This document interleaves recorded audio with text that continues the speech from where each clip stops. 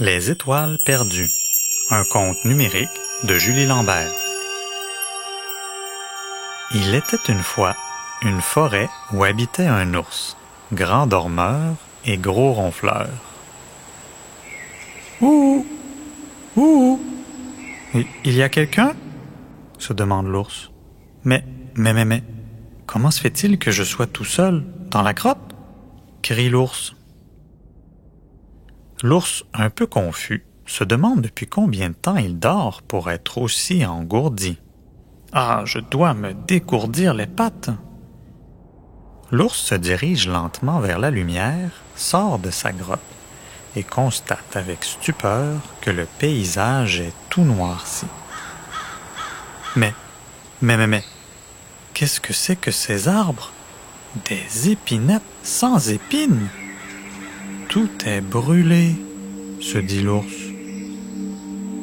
Désolé de voir ce paysage dévasté, l'ours décide d'aller inspecter les lieux de plus près. Il se sent bien seul dans cette grande forêt sans ses habitants.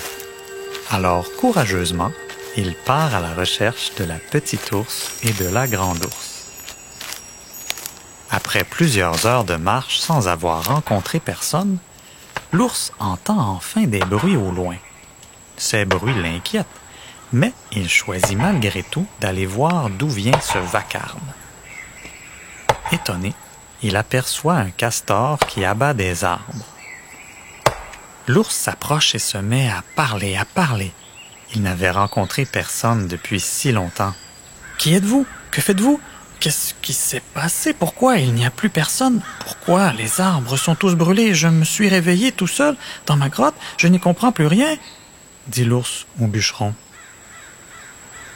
« Un instant. Commençons par le commencement, » répond le castor. « Je suis Léon le bûcheron. C'est par un soir d'orage que la foudre a mis le feu à la forêt. Depuis plusieurs mois, pas une seule goutte de pluie n'était tombée. » Léon le bûcheron explique qu'il a dû abattre des arbres afin d'empêcher la progression de l'incendie.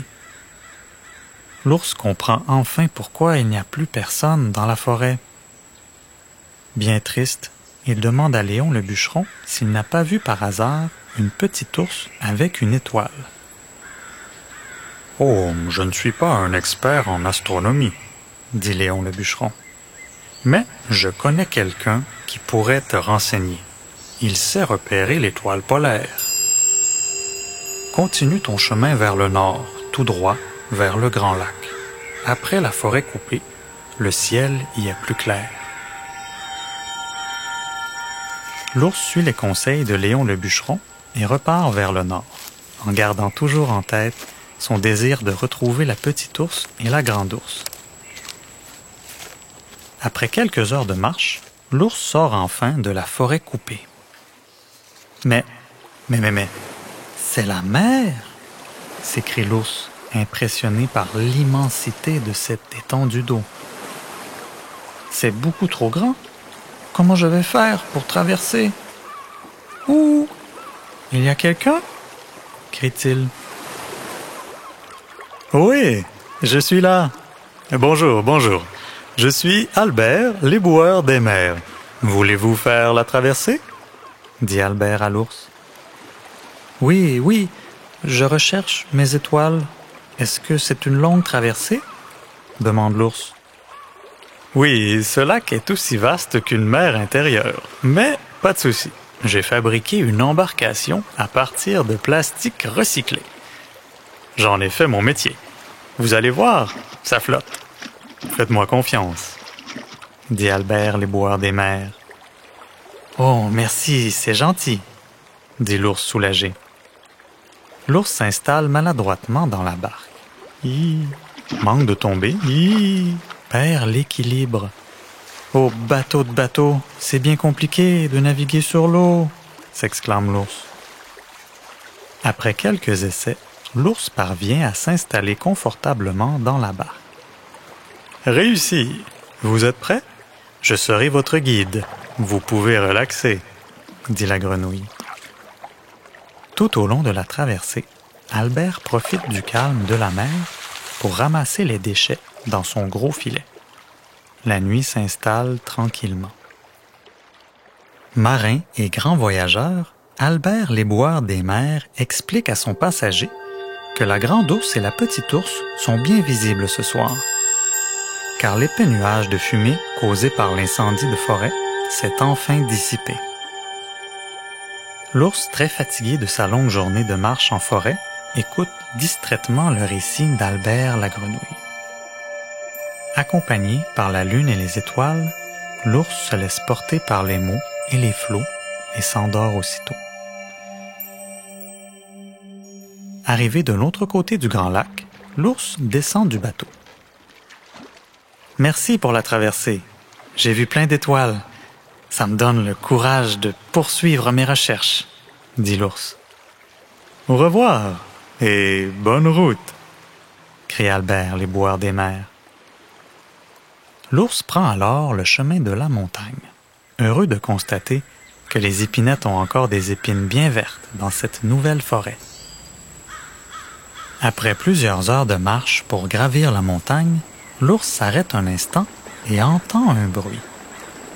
Il s'approche. Oh, cette chute est magnifique!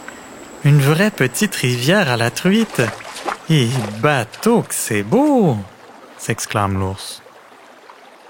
Je suis tout à fait d'accord avec vous. Cette rivière émeraude, c'est mon secret bien gardé. Je viens y prendre des bains de pied et me reposer entre mes livraisons de colis. Oh, pardon, je ne me suis pas encore présenté. Je suis Alice, la factrice. Maintenant, je livre plus de colis que de lettres. C'est comme ça. Et vous, ça va? Demande-t-elle. Oui, ça va.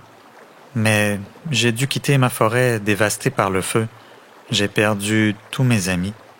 Mais je garde espoir de retrouver mes étoiles, dit l'ours tristement. Ah oui, je sais de quel incendie vous parlez. Je connais toutes les nouvelles du coin. Je sais qu'un groupe venant de l'autre côté du Grand Lac s'est récemment installé tout au haut de cette montagne. J'ai justement des colis à livrer par là. Je peux vous y emmener si vous voulez, ajoute Alice la factrice. Faites-moi confiance. Vous savez, je m'y connais en matière de migration. D'accord, allons-y. Je verrai bien si je reconnais quelqu'un là-haut, dit l'ours. Mais, je dois vraiment embarquer dans cette petite boîte. Il fera noir, demande l'ours surpris. Pas de souci, je vais vous laisser une petite ouverture sur le dessus. Tout le monde à bord. Je profiterai des vents dominants. Vous verrez, le vol sera de courte durée. C'est parti, dit la factrice.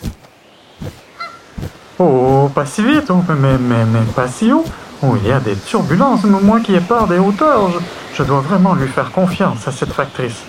Car c'est peut-être ma seule chance de retrouver ma petite ours et ma grande ours, se dit le passager de la petite boîte. Je crois que je vais vous déposer là, au haut de la montagne, cancane Alice la factrice, encore tout essoufflée de sa grande envolée. Terminus, tout le monde descend. Bonne chance pour retrouver vos étoiles. La factrice dépose maladroitement son colis sur la place publique, sous le regard surpris des enfants de la montagne. Puis, Alice la factrice repart aussitôt. Encore un nouveau colis! Qu'est-ce que ça peut bien être? Chuchotent les enfants, intrigués par la livraison de cette boîte. Les enfants hésitent un peu, mais décident de s'approcher lentement. « Oh, mais c'est un ours! » s'écrie le lapin. « Il n'a pas l'air très menaçant, » fait remarquer la petite chatte. « Mais qu'est-ce que c'est que ce ruban adhésif? Ma fourrure est toute collée. Oh, quelqu'un peut m'aider? » demande l'ours, encore abasourdi par ce vol express.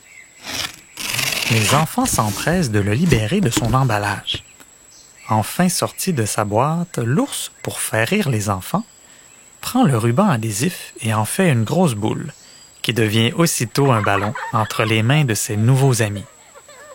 Les enfants questionnent vivement le nouveau venu.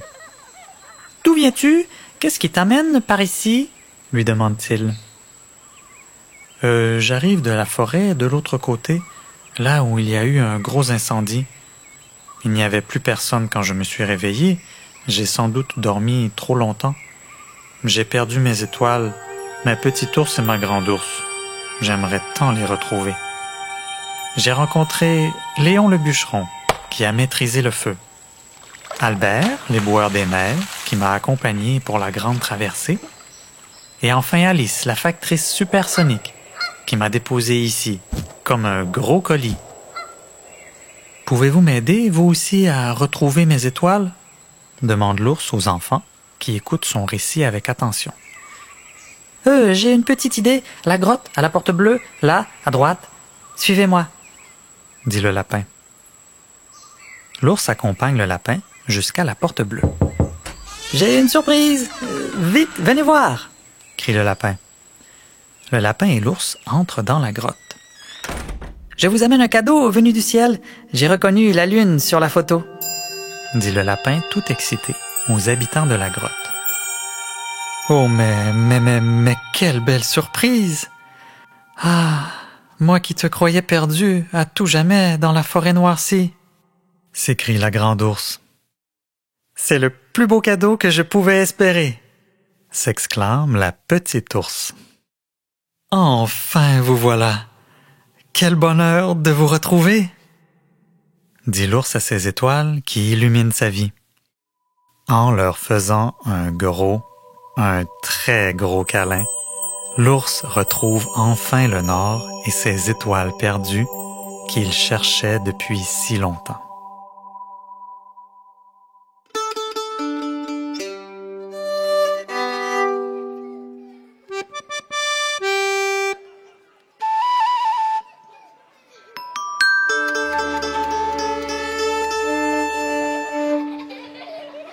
La petite communauté décide d'organiser une grande fête pour accueillir le nouveau venu et un énorme festin pour célébrer les retrouvailles de la famille ours.